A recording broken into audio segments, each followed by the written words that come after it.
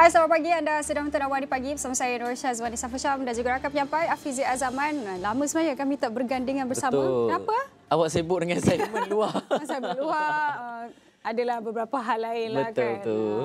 Tapi seperti biasa jam 7.30 pagi ini kami akan tetap bawakan apa yang menarik di astroawani.com dan juga tajuk-tajuk yang bakal menjadi tumpuan sepanjang hari ini. Kita faham juga beberapa hari ini akan berlakunya juga keadaan cuaca yang agak tidak menentu. Pihak berkuasa juga telah pun memberikan peringatan awal bahawa monsun timur laut dijangka akan berlaku lebih awal. Jadi sekiranya anda akan memulakan perjalanan terutamanya di awal pagi, berhati-hati di jalan raya. Okey, kita mulakan dengan tajuk utama dulu, Hafizi. Ya, tajuk utama adalah berkaitan dengan kebimbangan yang semakin meningkat disebabkan oleh penyalahgunaan dadah dalam kalangan pelajar sekolah yang pada ketika ini menunjukkan tren yang membimbangkan. Ini dikeluarkan apabila statistik agensi anti dadah kebangsaan ADK catatkan peningkatan bagi tempoh 2020 sampailah 2023. Timbalan Ketua Pengarah Operasi ADK, Khairul Anwar Bacok berkata, ada 10,456 kes penyalahgunaan dadah direkodkan libatkan murid sekolah rendah pada tahun 2020, seterusnya meningkat pada 10,712 kes pada 2021, 11,611 2022 dan 12,755 pada tahun lepas. Dan katanya, murid berusia 11 tahun dikesan paling muda menjadi penagih dadah. Dan untuk kategori sekolah menengah rendah, iaitu pelajar tingkatan 3 atau staraf, katanya statistik merekodkan 32,867 pelajar 2020, 34,612 2021, 36,236 2022 dan juga 37,321 orang pada tahun lepas. Dan tingkatan menengah atas pula, tingkatan 5, angkanya juga membimbangkan apabila tahun 2020 42,758 orang, dan peningkatan drastik itu juga melihat kepada kebimbangan, dan banyaklah kempen dijalankan oleh ADK seperti lebih baik cegah terus diperhebatkan untuk usaha pencegahan awal menjadi benteng utama penyalahgunaan dadah menjadi lebih parah. Ini membimbangkan. Sebab apa? Sebab kita dahlah sekarang ni, Syazwani, tengah cuba nak pastikan generasi-generasi masa akan datang ni bebas daripada asap rokok dan juga vape. Tapi penyalahgunaan dadah pun yang pernah kita isytiharkan kempen perang besar-besaran menyatakan bahawa dadah musuh nombor satu negara, dan pada ketika ini ia telah menembusi di sekolah-sekolah rendah dan juga menengah. Jadi ini satu perkara yang kita kena pandang serius macam mana para pelajar ini yang melibatkan angka yang cukup ramai dalam negara kita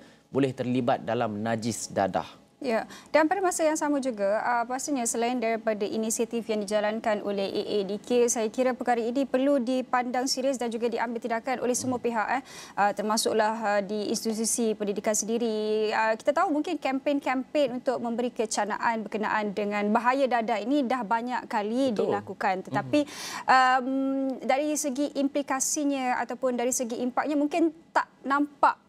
Jadi pelajar-pelajar ini tidak merasakan ada implikasi yang sangat ketara. Perkara itu yang saya kira perlu diketengahkan supaya ia dapat membuka mata para pelajar. Bukan saja para pelajar lah, saya kira anak-anak muda terutamanya. Sebab apabila kita bertemu juga dengan AADK menyatakan sekarang ini bukan hanya dadah jenis tradisional yang digunakan, tetapi lebih kepada dadah sintetik yang telah pun dicampur-campur dalam pelbagai bahan dan sebagainya. Jadi perkara itu bukan sahaja hanya melibatkan kempen-kempen anti dadah, tetapi bagaimana saya kira penyeliaan, pengawasan juga, dan juga bagaimana ibu bapa juga memainkan peranan yang sangat pentinglah dalam memerhatikan gerak-geri. Sebab AADK juga menyatakan kadang-kadang ibu bapa tak perasan pun anak-anak mereka ini bertingkah laku agak berbeza berbanding kebiasaan kerana ibu bapa sibuk dengan pekerjaan dan sebagainya. Jadi AADK juga sebelum ini ada menyatakan bahawa sebenarnya perkara ini perlu dimainkan peranan oleh semua pihak, bukan sahaja oleh pihak berkuasa AADK ataupun institusi pendidikan, tetapi masyarakat awam juga memainkan peranan yang sangat penting dalam perkara ini. Betul tu. Kerana pada ketika ini kita melihat dadah ni ada beberapa perkara yang kita kena tengok. Satu, dekat penjara sana tu di seluruh negara, pengulangan kesalahan dadah ni banyak sangat. Kalau sekali terpalit dengan najis dadah, dia memang susah nak tinggalkan. Dan ada beberapa kes hingga membawa kepada jenayah lain pula, iaitu seperti membunuh, dan kita sering dengar ada anak membunuh ibu bapa kerana tak diberikan wang untuk membeli dadah. Begitu juga banyak kes-kes yang lain yang boleh menjadi negatif disebabkan oleh dadah ini. Jadi sama-samalah kita beringat daripada sekarang untuk memastikan bahawa generasi masa akan datang tidak akan terpalit dengan najis dadah ini, dan kita harapkan bahawa satu penyelesaian rangka yang lebih bagus untuk kita lakukan untuk memastikan bahawa gejala ini tidak berleluasa dalam negara kita. Ini satu perkara yang membimbangkan. Baik, selain daripada cerita berkenaan pelajar sekolah yang terbabit dengan najis dadah, masih lagi berkaitan dengan pelajar, tetapi ia membawa kepada kes cabul seorang guru penolong kanan yang disyaki cabul pelajar berusia 12 tahun di Ipoh, yang mana guru berkenaan berusia 37 tahun, masih bujang, ditahan. Susuran laporan dibuat ibu mangsa kira-kira jam 3 petang. Dan menurutnya, ibu mangsa berusia 47 tahun laporkan bahawa anak perempuannya telah dipeluk dan dicium di bahagian mulut serta menerima gambar tidak senonoh daripada guru berkenaan dan bertindak atas pasukan. Pasukan polis membuat tangkapan ke atas lelaki warga tempatan berusia 37 tahun dan hasil semakan rekod jenayah didapati tiada rekod jenayah ataupun rekod dadah, tapi permohonan reman ke atas suspek dibenarkan bermula 6 hari. Guru itu katanya dah berkhidmat di sekolah berkenaan 8 bulan lalu dan melakukan perbuatan tersebut beberapa kali. Dan setakat ini terdapat hanya seorang mangsa saja. Pihak polis sedang menyiasat sekiranya mangsa yang lain pun ada. Dan kes disiasat mengikut Seksyen 14(a) Akta Kesalahan-Kesalahan Seksual Terhadap Kanak-Kanak 2017. Dan kita harapkan bahawa jika pelajar ataupun ibu bapa di sekolah berkenaan yang mendapati anak mereka juga menjadi mangsa gangguan seksual, saya kira ibu bapa sekarang kena tanya anak-anak. Okey, ada kes dekat sekolah. Ada tak apa-apa guru berkenaan berkelakuan pelik terhadap kamu? Tanya anak-anak dan sebagainya. Dan kalau ada, tampillah untuk membantu pihak polis melengkapkan siasatan mereka untuk proses pendakwaan dan juga dibawa ke mahkamah dan sebagainya. Cumanya pada ketika ini saya kira terlalu banyak. 2 bulan yang lepas ada juga guru lelaki melakukan amal seksual terhadap 4 pelajar di Hulu, Selangor. Tapi pada ketika ini pun bulan ni dah ada lagi. Jadi di mana sebenarnya persoalannya, di mana, bagaimana untuk kita membendung perkara ini? Ya, tapi berdasarkan laporan seperti ini Fizi, kita lihat bagaimana keterbukaan untuk melaporkan itu semakin meningkat ketika ini. Maksudnya kanak-kanak yang contohnya ini berusia 12 tahun ini dah memberitahu ibu bapa mereka, ibu bapanya berkenaan dengan apa yang terjadi ini. Maksudnya dah tak ada perasaan takut untuk memberitahu, dan langkah yang baik dilakukan oleh ibunya ini adalah untuk terus melaporkan kepada pihak polis. Ini yang menuntut keterbukaan daripada anak dan juga ibu bapa untuk sentiasa bertanyakan perihal sekolah apa yang berlaku. Sebab kadang-kadang mungkin kita tahu kecaknaan ini telah pun disuarakan banyak kali, tetapi kalau kita bercakap berkenaan dengan kanak-kanak, mungkin mereka ini masih lagi merasa was-was untuk melaporkan ataupun memberitahu. Satu, mungkin kerana takut ataupun diugut ataupun berasa malu dan ataupun sebenarnya tak tahu apa yang berlaku. Adakah perkara itu sepatutnya berlaku ataupun tidak patut berlaku. Tetapi kalau kita melihat kepada keterbukaan perkara ini dilaporkan, kita harapkan supaya kalaulah adanya kes-kes umpama ini, keterbukaan itu perlu diterima dengan baik sekali dan melaporkan kepada pihak berkuasa dan tidak saya kira membiarkan perkara ini macam hanya menyatakan tak buat pun macam ini tu, tak sengaja. Aib jangan buka kata kan. Sama ada aib ke ataupun kata tak sengaja tu.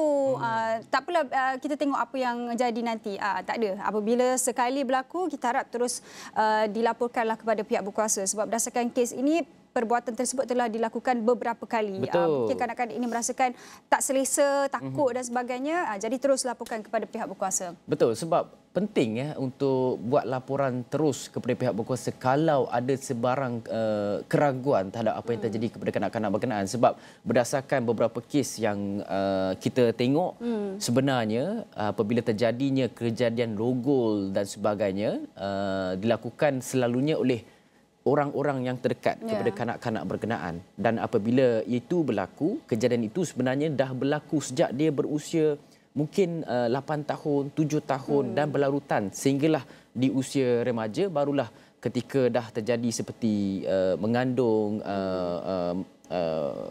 sehingga melibatkan trauma dan sebagainya dan sebagainya baru nak laporkan. Dan bila kita tengok rekod, rupanya ada kejadian yang telah pun berlaku sejak di awal usia lagi. Dan penting untuk kita tengok bahawa pihak polis ada keluarkan kenyataan bahawa kebanyakan kes berkaitan dengan rogol, bunuh dan sebagainya ini terjadi disebabkan oleh orang sekeliling yang mengenali mangsa itu sendiri. Jadi ini seharusnya membuka mata semua pihak, terutama sekali ibu bapa dan juga orang dewasa lah secara keseluruhannya, untuk pastikan bahawa keselamatan anak-anak ni memang tanggungjawab kita semua, orang dewasa. Mereka ni masih lagi, seperti Syazwani katakan, masih lagi tak dapat berfikir dengan betul di manakah salah dan silap, di manakah apa yang baik, apa yang betul, apa yang salah dan sebagainya. Jadi kita harapkan bahawa kita menjadi pelindung kepada mereka yang pada ketika ini memerlukan perhatian, penjagaan yang bagus untuk pastikan bahawa mereka dapat hidup dengan lebih baik di masa-masa akan datang. Dan kita harapkan bahawa pelajar yang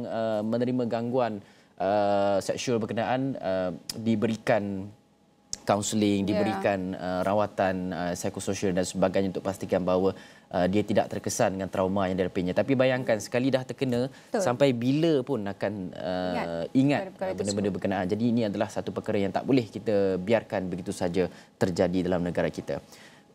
Baik, kita nak juga bercerita tentang penjawat awam yang kami failkan di extraordinary.com. Berita ini menarik untuk kita lihat kerana koperasi merupakan godaan baru penjawat awam untuk buat hutang dan juga tingkatkan risiko muflis. Cerita dia apa, Encik Zwani? Okey, ini apabila saya kira perkara ini bukan perkara baharulah yang menyatakan bahawa isu penjawat awam muflis ini bukan perkara yang baru. Perkara ini dah dilaporkan juga beberapa bulan sebelum ini, tetapi sejak beberapa tahun ini ia dilihat semakin membimbangkan dan perlu diberi perhatian. Ini kerana Jabatan Insolvensi menyatakan bahawa kira-kira 10 hingga 13% daripada kes kebankrapan baharu yang didaftarkan dalam tempoh 4 tahun lalu membabitkan penjawat awam. Ketua Pengarahnya menyatakan bahawa sesetengah kes itu melibatkan penjawat awam sendiri yang memohon untuk diisytiharkan muflis bagi mengurangkan tekanan hutang yang ditanggung sejak sekian lama. Dan pakar melihat isu bankrupt ini terutamanya dalam kalangan penjawat awam berpunca daripada keinginan untuk mengikut trend semasa. Itu kita sedia maklum dan kita dah dibincangkan berkenaan dengan perkara ini juga. Tetapi kita difahamkan juga koperasi adalah godaan baru bagi penjawat awam untuk berhutang. Okey, ada insolvensi juga menyatakan bahawa tindakan bank dan juga institusi kewangan yang bagaikan menyasarkan penjawat awam menerusi pelbagai tawaran termasuklah kadar faedah bayaran balik rendah turut berpotensi untuk menjerat golongan awam ataupun penjawat awam ini untuk dibebani dengan hutang yang lebih tinggi, khususnya hutang-hutang yang tidak diperlukan. Yang lebih memudaratkan, ada institusi kewangan yang tidak mengambil kira komitmen kewangan bakal peminjam sekiranya komitmen itu tidak tercatat dalam penyata gaji, dan pada masa sama institusi itu yang diwujudkan bagai cendawan tumbuh. Ini melihat kepada koperasi menjadi tumpu penjawat awam untuk melakukan pinjaman pula.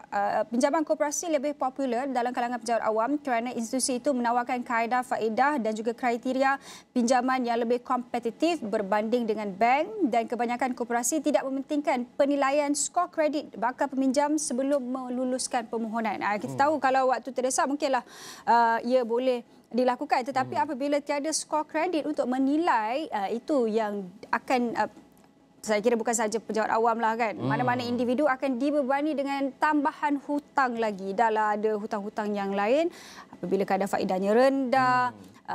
Nak lulus pinjaman itu senang, itu yang akan membebankan lagi sebenarnya. Betul tu. Dan sebenarnya bukan koperasi saja tahu. Sebenarnya syarikat-syarikat kredit dan sebagainya yang kalau kita tengok dengan sekarang ni macam syarat-syarat untuk melakukan pinjaman tu macam terlalu mudah kan. Dan kita sering ditawarkan dengan pinjaman-pinjaman iklan-iklan yang menarik untuk melakukan pinjaman sebagai contoh kadar faedah yang rendah dan sebagainya. Tapi bila kita bincang dengan ejen-ejen pemberi pinjam ni, saya pernah ada juga ditawarkan untuk membuat pinjaman dan bila saya katakan oh tidak, saya ada beberapa perkara lain yang nak dilakukan, saya tak nak ambil dan sebagainya. Tapi kemudian dia akan cakap lagi, tak apa, setiap tahun gaji naik katanya kan. Jadi macam-macam lah. Cubaan memujuk. Betul.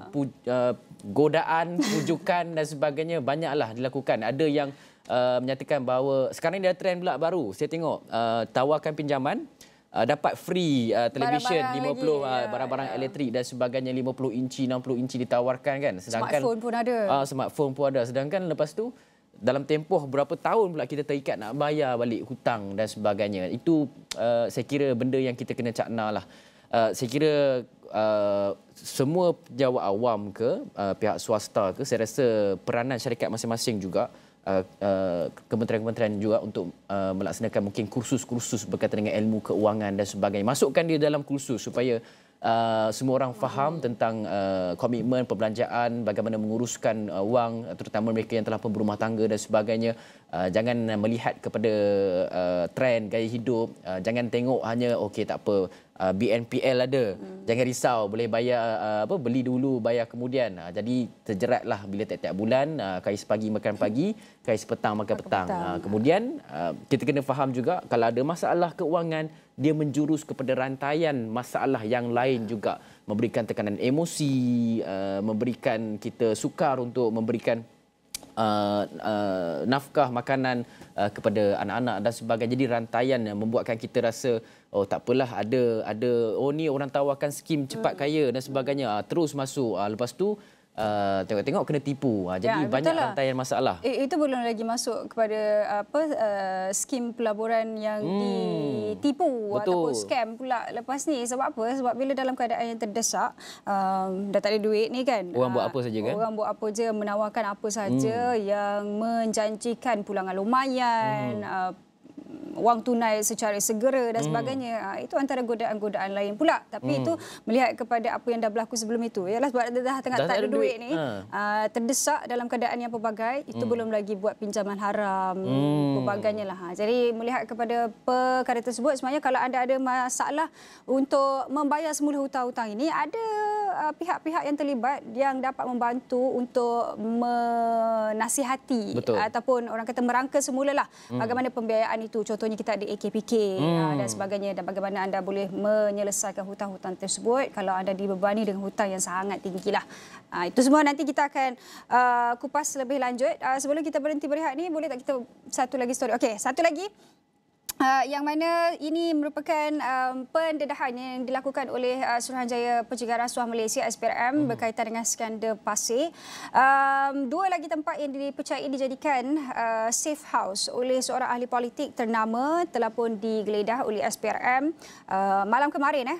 Ketua Pesuruhjaya Tan Sri Azam Baki dalam operasi tersebut menyatakan bahawa pihak SPRM menemui wang tunai berjumlah lebih RM300,000 dan beliau mengesahkan bahawa pegawai telah menggeledah ada tambahan 2 safe house lagi yang dikatakan ada tersimpan wang, dan beliau umumkan salah satu daripadanya ada penemuan lebih kurang $74 Singapura, lebih kurang duit Malaysia dalam RM243,000. Kemudian di satu tempat pejabat dijumpai wang lebih kurang dalam RM78,000. Dan beliau menjelaskan seramai 4 individu ditahan setakat ini bagi membantu siasatan melibatkan 3 lelaki dan seorang wanita. Yang ditahan adalah ahli perniagaan, bekas kaki tangan Pemerbadanan Menteri Besar Selangor, seorang pemandu serta bekas pegawai kewangan syarikat yang mendapat konsesi Lombong Pasir, tetapi namanya masih lagi tidak didedahkan. Dan pihak SPRM sedang menjalankan siasatan sama ada lagi ataupun tidak penemuan-penemuan terbaru. Itu juga yang akan terus kami tanyakan kepada SPRM dari semasa ke semasa. Betul, dan difahamkan ahli politik terbabit akan dipanggil untuk membantu siasatan untuk mendapatkan bukti-bukti yang mencukupi. Jadi Kami akan bertanyakan lagi kepada SPM untuk melihat kepada perkara ini kerana ini adalah pendedahan skandal terbaru yang saya kira akan memberikan kesan yang mendalam dalam arena politik tanah air negara kita. Saya kira semua orang dah mula berspekulasi di media sosial, tetapi kita serahkan kepada pihak SPM untuk menjalankan siasatan berhubung perkara berkenaan. Baik, kita nak rehat dulu seketika. Kita akan kembali selepas ini.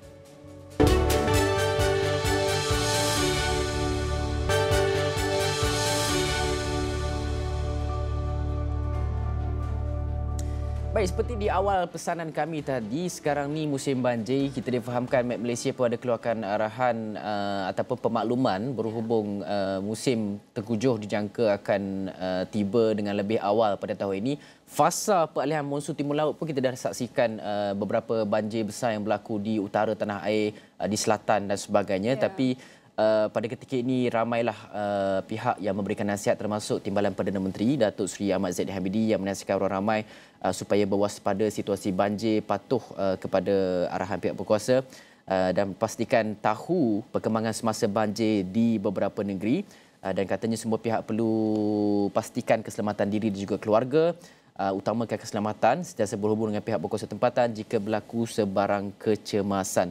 Dan kita harapkan juga semalam pihak bomba pun ada menyatakan bahawa pada ketika kita dah masuk musim Tengkujuh ni nanti, even mula daripada sekarang pun kita harapkan bahawa kurangkan aktiviti-aktiviti di air, kurangkan aktiviti-aktiviti hiking dan sebagainya, sebab semalam ada kes seorang wanita cedera di Empat Pongkok ketika melakukan aktiviti pendakian. Jadi saya kira banyak perkara-perkara yang boleh kita elakkan buat masa sekarang ini. Ketika mana musim Tengkujuh kita tahu kalau kata musim Tengkujuh tu air laut naik sekali dengan hujan lebat yang luar biasa. Tak perlu tempoh yang lama pun. Dalam tempoh sejam, 2 jam pun dah boleh berlaku banjir kilat dan sebagainya. Jadi kita dah pun setiap tahun kita kena faham setiap tahun ada sahaja angka korban akibat daripada banjir besar yang melanda Indonesia Zuan ni. Ya, terutamanya bagi terutamanya di kawasan-kawasan yang telah pun diklasifikasikan sebagai hotspot yang berlaku banjir, sekiranya anda mendapat arahan untuk berpindah. Ini perkara yang sangat penting, dapat arahan untuk berpindah, patuh kepada arahan tersebut. Ini untuk memudahkan sebenarnya perjalanan anda sepanjang menempuhi detik-detik sukar banjir itu. Sebab bantuan akan terus diberikan, bukan sahaja dari segi bentuk penempatan sementara yang diletakkan di pusat pemindahan sementara, tetapi bantuan makanan, kemudian ada lagi beberapa bentuk bantuan yang akan terus diberikan dari semasa ke semasa, sebab kita tak tahu bahaya apabila berada dalam keadaan banjir ini. Kita tahu bahaya air itu satu, apabila kalau masih lagi berada dalam rumah ketika air naik, juga akan mencetuskan kebimbangan yang lain pula, akan membawa kepada risiko-risiko yang lain. Jadi itu kena terus berhati-hatilah, terutamanya di kawasan-kawasan yang memang diklasifikasikan sebagai hotspot. Contohnya utara ketika ini memang agak di Kedah, agak teruk juga di Kedah. Dia macam stop sekejap hari tu, kemudian sambung balik kali ini. Kemudian di sebelah pantai timur juga kita akan jangkakan Pahang dah mula menunjukkan banjir. Kemudian nanti di Kelantan dan Terengganu itu kita tahu benda itu adalah kebiasaan, tetapi kita masih lagi harapkan semua berjalan dengan baiklah. Tapi tidak dilupakan juga kalau anda berada di sekitar Lembah Kelang, sebab di Lembah Kelang ini lagi orang kata pelik sikit sebab keadaan cuaca yang tidak menentu. Kita tahu kadang-kadang pagi hujan yang sangat lebat, lepas tu tengah hari panas terik. Jadi inilah yang menyebabkan keadaan di Lembah Kelang ini agak tidak menentu, sebab apabila berlakunya banjir kilat, ia juga akan menjejaskan banyak kawasan yang terjejas. Jadi kita harapkan semuanya berhati-hatilah, termasuklah kalau anda menggunakan jalan raya dan juga membawa motosikal, Hafizi. Betul tu, sebab jalan licin, permukaan jalan licin ni kadang-kadang kalau kita tengok ataupun kalau motosikal ni kalau dia langgar lain putih yang ada di jalan raya tu, lain putih tu licin ketika waktu hujan terutamanya. Dan semalam sebenarnya adalah satu hari yang cukup duka buat kami warga kerja di Astro Awani kerana kami kehilangan seorang individu yang cukup berdedikasi kepada kerja, seorang sahabat yang cukup penyayang, iaitu saudara Allahyarham Ahmad Hafiz Azhar yang berusia 36 tahun. yang juga merupakan editor video di Astro Awani yang maut kemalangan di Lebuhraya Max pada pukul 7.09 pagi semalam. Dan ketika kejadian, Allahyarham yang lebih dikenali sebagai Randy dalam kalangan kami dalam perjalanan ke tempat kerja di Astro di Bukit Jalil dengan menunggang motosikal, dan bedah siasat maklumkan bahawa Allahyarham Hafiz Azhar ini menerima kecederaan di kepala dan juga dada ekoran kemalangan berkenaan. Dan semalam telah pun selamat dikebumikan di Alor Gajah Melaka kira-kira jam 5.40 petang macam tu. Dan dalam masa yang sama kami, Ketua Pengarang kami Ashok Ismail juga ada merakamkan ucapan takziah kepada keluarga, dan juga Astro akan membantu segala urusan berkaitan dengan pengebumian. Dan kata Ashok Ismail lagi, Allahyarham merupakan seorang rakan sekerja yang amat berdedikasi, yang memiliki kepribadian menawan, dan kami akan merasakan pemergiannya itu. Dan Syazwani, kita dah kenal lama dengan sahabat kita Randy.